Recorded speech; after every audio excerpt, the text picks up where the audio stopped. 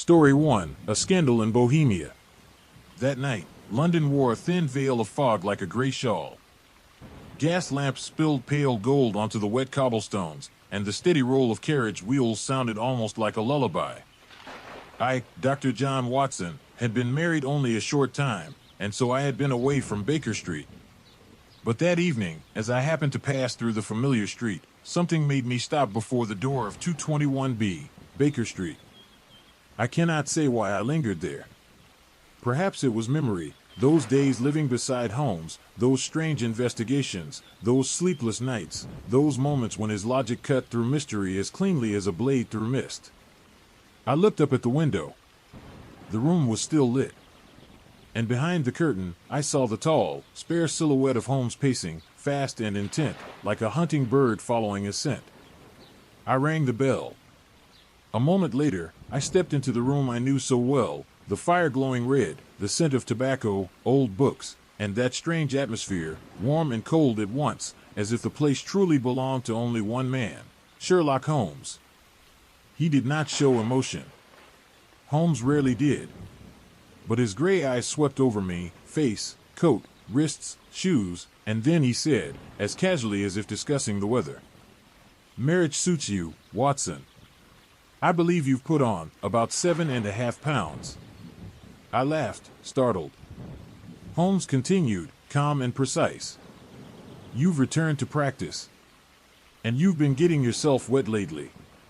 Also, you have a servant who is rather careless."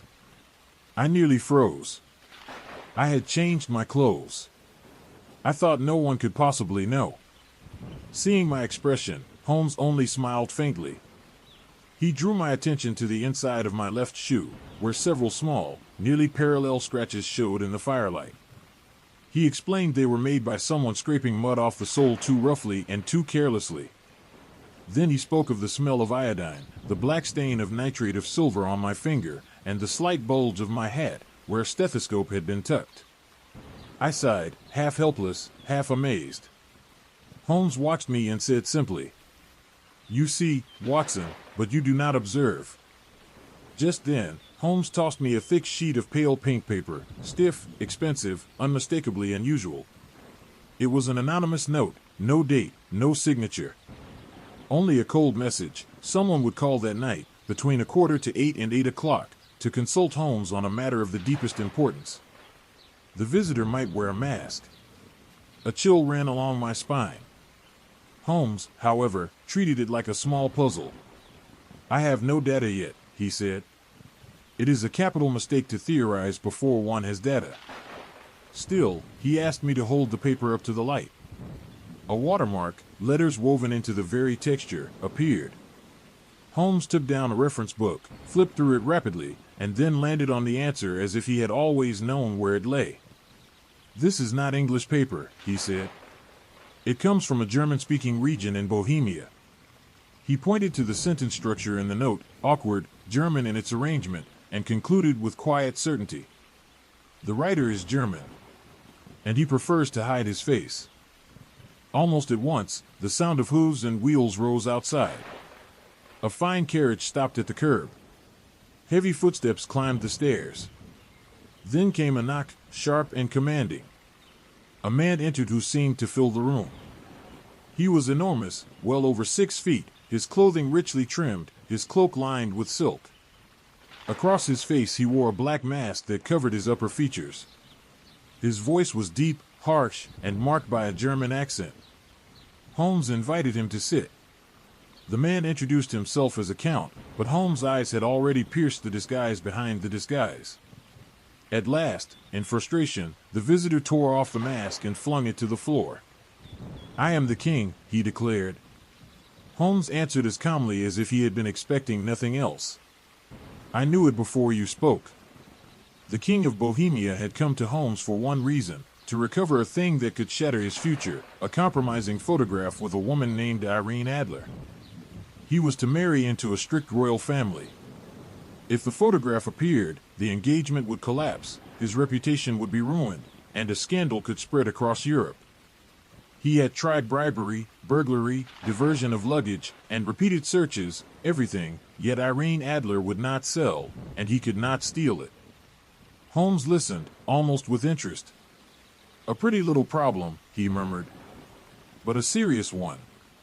The king placed a heavy leather bag on the table, £300 in gold and £700 in notes, and gave Holmes Irene's address, Bryony Lodge, Serpentine Avenue.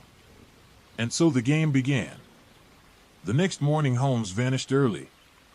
By afternoon he returned disguised as a shabby groom out of work, so convincing I scarcely recognized him. He laughed helplessly, as if the morning had delivered something absurdly theatrical. Holmes explained that among coachmen and stablemen, news traveled fast.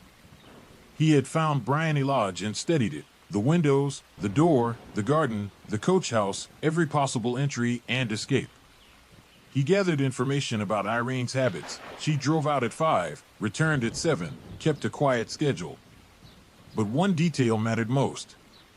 A dark, handsome man visited her frequently, Godfrey Norton, a solicitor. A lawyer, Holmes said softly, is ominous. Holmes was weighing whether Irene had entrusted the photograph to Norton, until the story took a sudden turn. Norton hurried to Bryony Lodge, then rushed to a church. Soon after, Irene herself flew out and followed. Holmes followed too. And what happened next was so ridiculous that Holmes could barely tell it without laughing. In the church, the clergyman refused to marry Irene and Norton without a witness. By pure chance, Holmes appeared at the right moment, and was dragged into the role of witness. Irene Adler married Godfrey Norton. Holmes fell silent for a breath, then said thoughtfully, "Now the photograph is a double-edged weapon. She will be as unwilling for her husband to see it as the king is for his princess." Then Holmes looked at me. "Watson, I will need your help tonight." Evening fell. Serpentine Avenue was strangely lively, too lively for a quiet street. Loiterers smoked and laughed, a scissors grinder stood nearby, young men lounged with cigars. It felt like a stage set.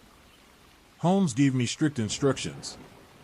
I was to stand near the sitting room window of Bryony Lodge. I must not interfere. I must do one thing only. When Holmes raised his hand, I was to throw an object into the room and shout fire. Holmes transformed once more, this time into a kindly, simple-minded clergyman, all benevolence and gentle curiosity. I swear, if I had not watched him dress, I would have believed him a different man entirely. At 7, Irene's carriage arrived. Instantly a quarrel erupted in the street, 2 men fighting over who would open her carriage door. Others joined in, fists flew, sticks swung. The chaos grew until it surged around Irene like a wave. Holmes rushed forward, as though to protect her, then cried out and fell to the ground, blood running down his face. The crowd gasped. Some shouted that he was dead. Others insisted there was life in him. Someone said he could not be left in the street. Irene hesitated, only a moment, and then commanded, "Bring him inside." They carried Holmes into the sitting room. The window was opened for air. From my position, I watched him lie on the sofa and raise his hand. That was my signal. I threw the small smoke device into the room and cried out, "Fire! Fire!" Smoke curled upward at once. The crowd shrieked. People surged, shouting, running, panic filling the house. A moment later, Holmes' voice called out that it was a false alarm. The uproar began to settle. I slipped away to the street corner, as instructed. 10 minutes later Holmes appeared beside me, walking calmly, as if he had merely taken a short stroll. "You did it very nicely," he said. I whispered, "So you have the photograph?" Holmes shook his head, yet his eyes gleamed. "Not yet. But I know exactly where it is." Then he explained the key. When a person believes their house is on fire, instinct drives them toward what they value most. In that instant of terror, Irene rushed to a secret recess behind a sliding panel near the bell pull, just above it. She half drew the photograph out, and Holmes saw enough to know the hiding place. He chose not to seize it immediately. A moment of rashness could ruin everything. Tomorrow morning, he said, we would return with the king, enter properly, and recover it with certainty. I believed the matter nearly finished. But as we reached Baker Street, someone passed and said lightly, "Good night, Mr. Sherlock Holmes." Holmes paused, staring down the dim street. "I know that voice," he murmured. "I wonder." Early the next day, the king arrived impatient and trembling with hope. We drove at once to Briony Lodge. But the front door stood open. An elderly servant waited on the steps, as if expecting us. "My mistress said you would come," she told Holmes. "She left this morning with her husband, by the 5:15 train from Charing Cross, for the continent." Holmes went pale. For the first time I saw him truly stunned. He pushed into the drawing room, tore open the sliding panel, and thrust in his hand. He withdrew a photograph. But it was not the king's. It was a photograph of Irene Adler alone, dressed elegantly for an evening event. Beside it lay a letter addressed to Sherlock Holmes. In it, Irene wrote that Holmes had deceived her completely until after the fire alarm. Then suspicion awakened. She had been warned that if the king employed an agent, it would be Holmes. And since she herself was an actress, she understood disguise and performance. She sent her coachman to watch Holmes, changed clothes, followed him, and confirmed that she was indeed his target. She chose flight, leaving England with her husband. As for the compromising photograph, the king could rest easy, she would not ruin him. She kept it only as protection, should he ever try to harm her. And she left behind her own photograph, something the king might prefer to possess. The king cried out in admiration and regret, declaring she would have made a magnificent queen. Holmes replied coldly that she seemed to stand on a very different level from His Majesty. The king offered Holmes a valuable ring as reward. Holmes refused, and instead asked for something else. This photograph. Irene's photograph. The king stared, astonished, then handed it over. And that was how a great scandal that threatened the kingdom of Bohemia was quietly ended, and how the best plans of Sherlock Holmes were beaten by the wit of a woman. From that day onward, when Holmes spoke of Irene Adler, he never spoke her name lightly. To him, she was always, simply, and honorably, the woman. Story 2, The Red-Headed League, Hoy Talk Do. One autumn day, I visited Sherlock Holmes at Baker Street and found him in conversation with a stout, red-faced, middle-aged man with flaming red hair. Holmes pulled me into the room at once. "This gentleman, Mr. Jabez Wilson, has a story which promises to be one of the most singular I have heard in some time," Holmes said, settling into his chair with that calm, attentive look he wore when a mystery pleased him. Mr. Wilson was a pawnbroker with a small shop in Saxe-Coburg Square. Business had been poor, he explained, and he could barely afford one assistant. That assistant, Vincent Spaulding, worked for half wages and had a peculiar obsession with photography, often vanishing into the cellar to develop pictures. Then Mr. Wilson told us what had happened. One morning, Spaulding came into the shop holding a newspaper and said, half joking and half longing, "I wish to heaven I was a red-headed man." When Wilson asked why, Spaulding pointed to an advertisement. The Red-Headed League. Salary, £4 a week for purely nominal work. All red-headed men, sound in body and mind, above 21, may apply in person on Monday at 11 o'clock. At 7 Pope's Court, Fleet Street. The pay was enormous for work that sounded nearly meaningless. Wilson, who was indeed blessed with an unusually vivid red head, felt he had a real chance. He closed his shop for the day and went with Spaulding to Fleet Street. What he saw there was unbelievable. Hundreds of red-headed men, every shade of red imaginable, crowding the street and stairwell, all desperate for the position. Spaulding fought through the crowd like a bulldog, dragging Wilson forward until they reached the office. Inside, the place was bare, just chairs and a table. Behind it sat a small man with hair even redder than Wilson's, Duncan Ross. Ross inspected Wilson like a jeweler inspecting a gem. Then, without warning, he grabbed Wilson's hair and tugged hard. "Precaution," he said coolly. "We've been fooled by wigs. Twice." Satisfied the hair was real, Ross declared Wilson accepted. The conditions were strict. Wilson must be at the office every day, 10 a.m. to 2 p.m. He must not leave the room for any reason. The work, copying, word for word, the Encyclopedia Britannica. Wilson must supply his own ink, pens, and paper. It was absurd. And yet, every Saturday, Ross paid him 4 gold sovereigns, exactly as promised. For weeks, Wilson sat in that quiet room copying aardvark, abbot, archery, while Spaulding kept the pawnshop running. 8 weeks passed. Then one morning Wilson arrived and found the office door locked. On it was a card. The Red-Headed League is dissolved. Confused and furious, Wilson questioned the landlord downstairs.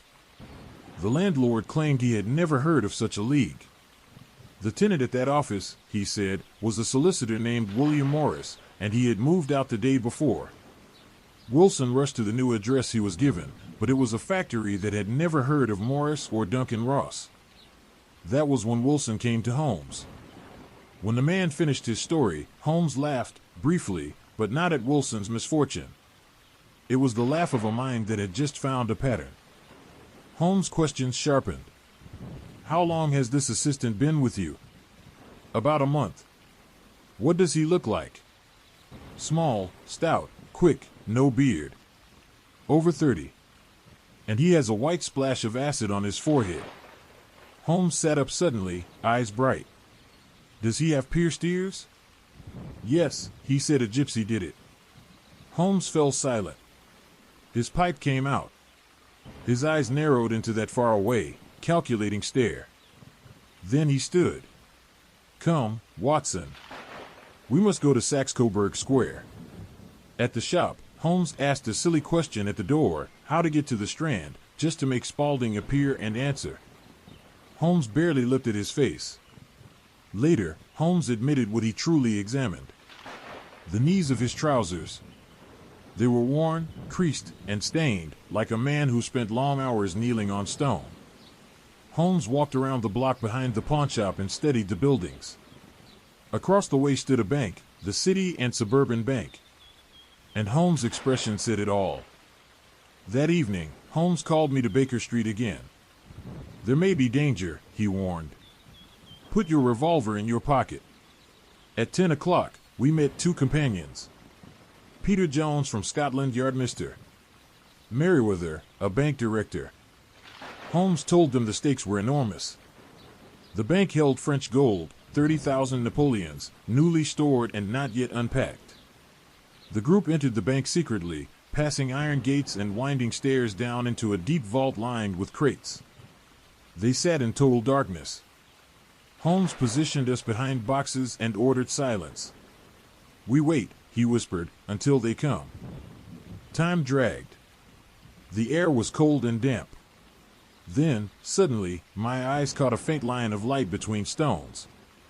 A glint became a slit. Then a hand appeared, white, careful, searching. A stone shifted. With a tearing grind, a large flagstone lifted, revealing a square hole. A lantern shone from below. A young man with a sharp, boyish face climbed up first.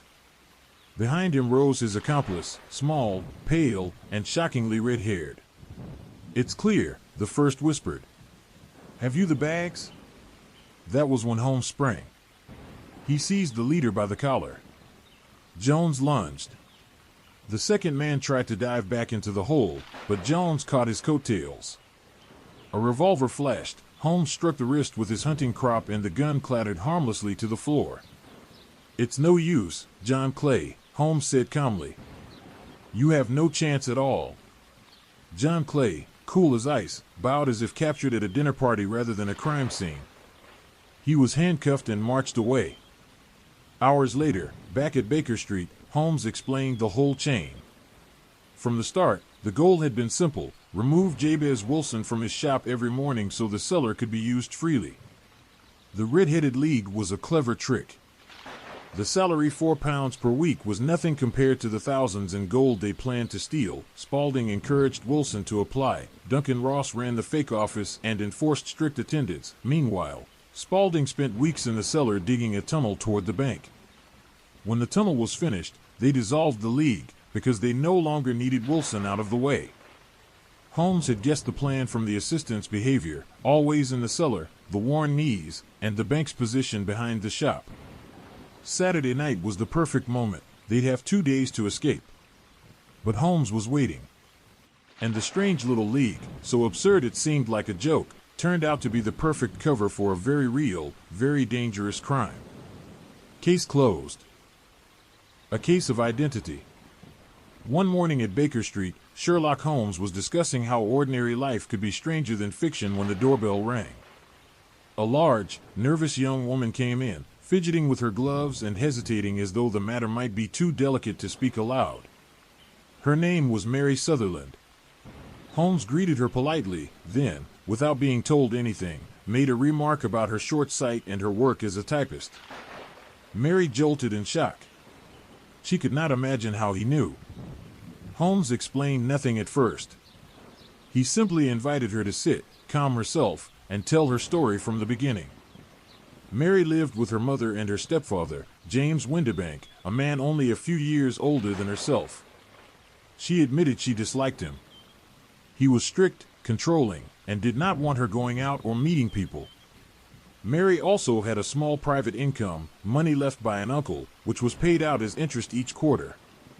But she did not receive it directly. Her stepfather collected the interest and handed it to her mother, explaining that the household needed it. Mary felt uncomfortable, but she stayed, not wanting to be a burden. Then Mary told Holmes the real reason she had come. Mary met Hosmer Angel at a ball, an event her stepfather had tried to prevent her from attending. That night, Hosmer was gentle, shy, and quiet-voiced. He wore tinted glasses and seemed to hate attention. Afterward, he wrote to Mary constantly. Their romance grew quickly. They became engaged after only a few walks. But there was something odd. Hosmer would not give her his exact workplace address. Instead, she had to send letters to a post office for collection. He said he feared being teased by other clerks if letters arrived at the office. Even more unusual, all of his letters were typewritten, and his signature was also typewritten. Mary found it romantic. She believed it proved he was serious and cautious, not deceitful. When Mary's stepfather left for France on business, Hosmer urged that they marry quickly before he returned. He made Mary swear, hands on a Bible, that whatever happened she would always remain faithful to him. The marriage was arranged quietly at a church near King's Cross. On the wedding morning, Hosmer arrived and sent Mary and her mother ahead in one cab. He took another cab behind them. They reached the church and waited. But when the second cab arrived, it was empty. The driver swore Hosmer had gotten in, yet he had vanished as if he had dissolved into air. Mary never saw him again. No note. No explanation. No farewell. Her mother became angry and demanded Mary never speak of Hosmer again. Her stepfather acted oddly calm, insisting nothing could be done. Mary, however, could not sleep. She believed some catastrophe must have happened to Hosmer, and she begged Holmes to find him. She handed Holmes a missing person advertisement she had placed, along with several of Hosmer's letters. After Mary left, Holmes sat silent, smoking, thinking. Then he spoke, not kindly, but with certainty. There was never any real mystery here. To Watson, Holmes pointed out how Mary had come in a hurry, odd boots, half-buttoned, ink stains on her glove from writing quickly. Small signs, but consistent. Then Holmes examined Hosmer's letters closely. The typewriting itself mattered. But the most important detail was this. The signature was also typewritten. Holmes explained, a man who truly feared recognition would avoid handwriting, yes, but a man trying to hide his handwriting from someone who knows it well would be especially careful. A typewritten signature was not just caution. It was concealment. Holmes wrote 2 letters. The next evening, James Windibank arrived, clean-shaven, confident, and slightly smug. Holmes spoke calmly about typewriters, explaining that each machine develops unique flaws over time, tiny slurs, weakened letters, damaged tails. Then Holmes produced Mary's 4 letters from Hosmer Angel. He compared them to Windibank's own typewritten note. The defects matched perfectly. Windibank's face went white. He stood abruptly, trying to leave. Holmes locked the door. "I have caught him," Holmes said, coldly. Windibank stammered that it was not actionable, no law could touch him. Holmes agreed, legally, it was difficult to punish. But morally, it was vile. Holmes laid out the truth in a clean chain. Windibank had married Mary's mother for money. As long as Mary stayed at home, the household benefited from her steady income. But Mary was young, warm-hearted, and likely to marry soon, meaning the family would lose that income. So Windibank constructed a scheme. Windibank recovered his nerve. He sneered that Holmes was breaking the law by locking the door and that he could sue. Holmes unlocked the door, furious, but restrained. He wanted to strike Windibank with his riding crop, but before he could, Windibank fled down the stairs and ran into the street. Holmes watched him go, bitterly certain that the man would grow bolder and worse with time. The case ended without legal justice. Mary, Holmes said, would likely never believe the truth anyway, because people cling to the stories they want to be real. And that was the cruelest part of all. Not only had Windibank deceived her, but he had used her faith as the lock on her own prison.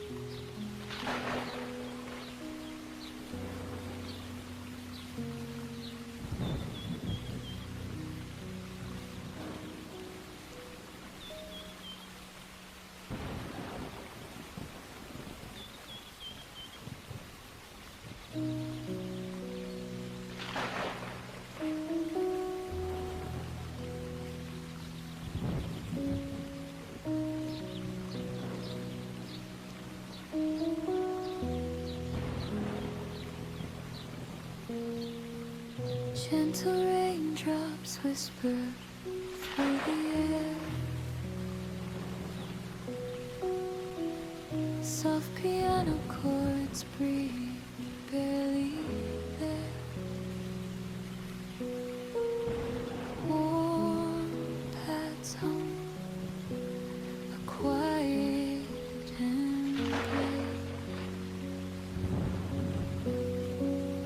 Tender melody flows, simple and slow,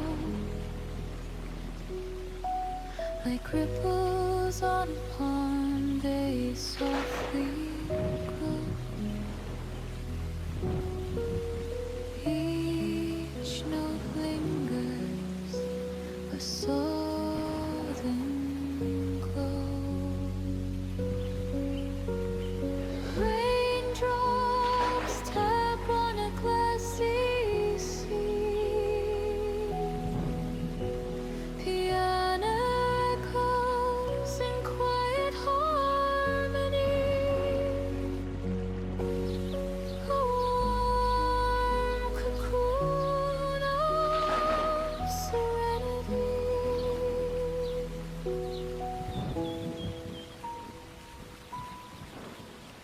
The rain fades, a gentle retreat. Piano whispers its story complete. Peaceful tones in an endless repeat.